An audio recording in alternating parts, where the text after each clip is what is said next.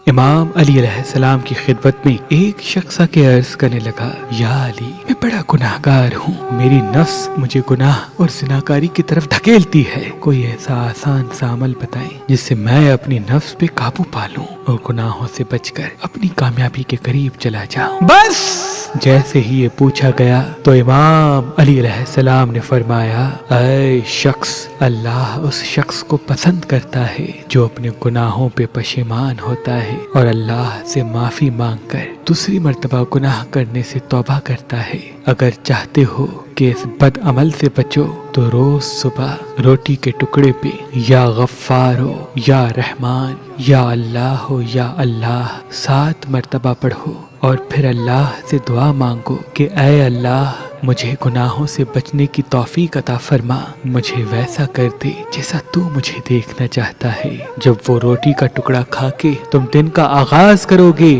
تو اللہ تمہیں وہ طاقت بخشے گا جس سے تم اپنی نفس پہ قابو پا سکو گے اور اپنی کامیابی، منزل اور خوشحالی کی طرف چلے جاؤ گے۔ اللہ کے ولی حضرت شاہ شمس تبریز نے فرمایا کہ حسینی عقیق پہننے سے نظر، تعویذ، جادو انسان پہ اثر نہیں کرتے اور انسان کے کاموں میں رکاوٹیں ختم ہونے لگتی ہیں۔ تو ابھی ہماری ویب سائٹ مہربانی.com پہ آئیں اور یہ پتھر حاصل کریں۔ آپ اپنا لکی پتھر ہماری اپلیکیشن جو گوگل پلے اسٹور اور آئی فون ایپ اسٹور پہ موجود ہے ان سے بھی حاصل کر سکتے ہیں۔ مزید معلومات کے لیے ہمارے نمبر پہ کال کریں۔ اللہ آپ کو سلامت رکھے۔